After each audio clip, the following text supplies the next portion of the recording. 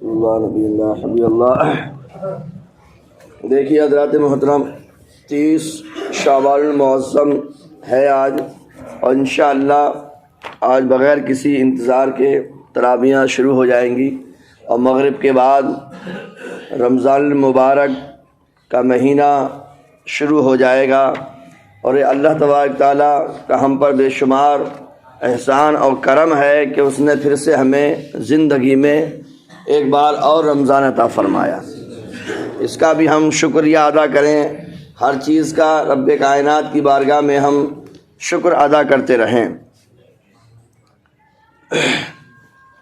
میرے دوستو، اس میں بڑی برکتیں آپ کو بار بار سنتے ہیں کہ اور یہ سب ہمیں اللہ تبارک تعالیٰ نے پیارے آقا صلی اللہ تعالیٰ علیہ وسلم کے صدقے میں عطا فرمایا ہے۔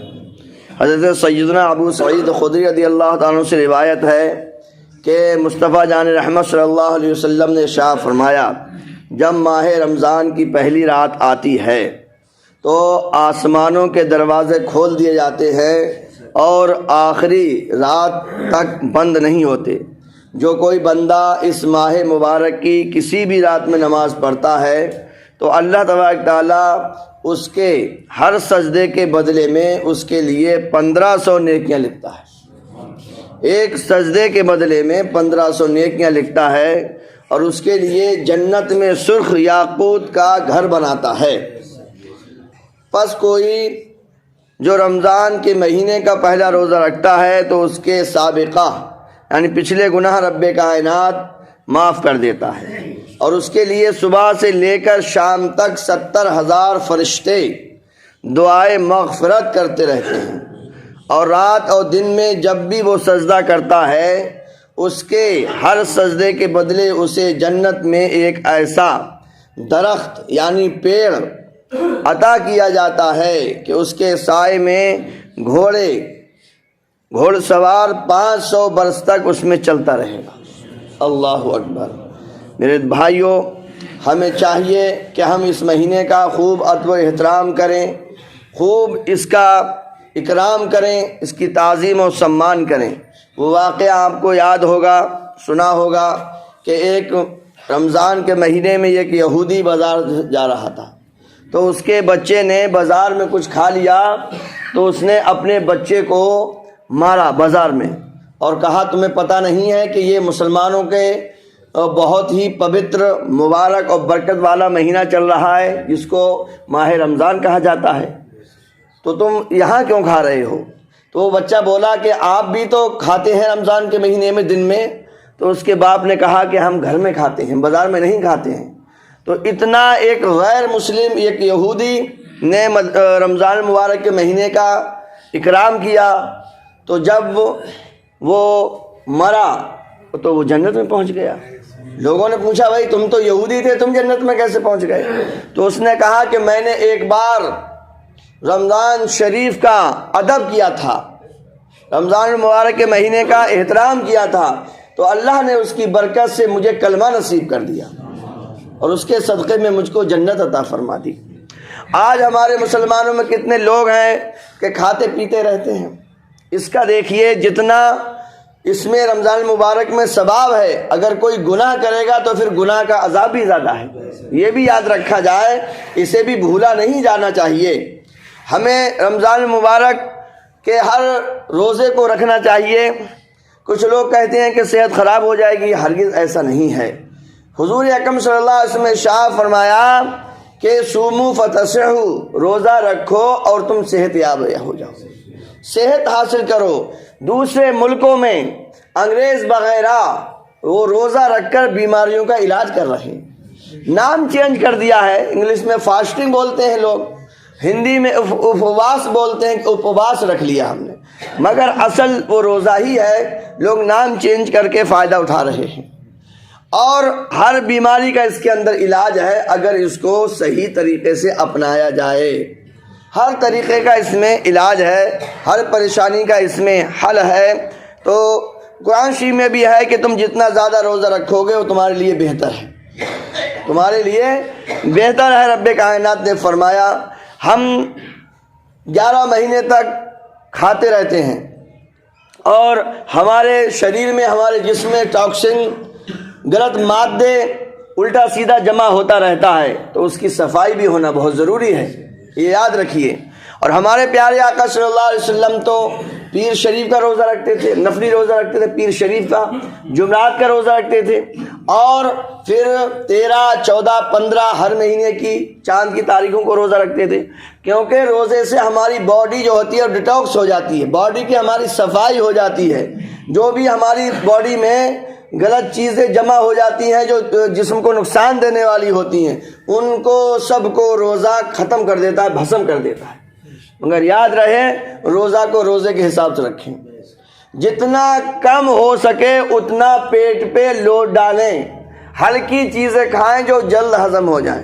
اور میں نے شامی ایک حکیم ناظم رضا جو ہمارے استاد ہیں جن سے ہم حکمت سیکھتے ہیں، انہوں نے ایک ویڈیو بنائی، انہوں نے کہا کہ کچھ کتنا بھی زیادہ کھا لو آپ 4 گھنٹے میں ہضم ہو جانا ہے، چاہے کتنا ہی زیادہ کھا لو۔ آدمی یہ سوچتا ہے ہاں کہاں کھاؤ، سوتا سوت کھا لو، اور تاکہ دن بھر سکون سے رہیں، اور روزہ ہی کیا جس میں پتہ نہ چلے۔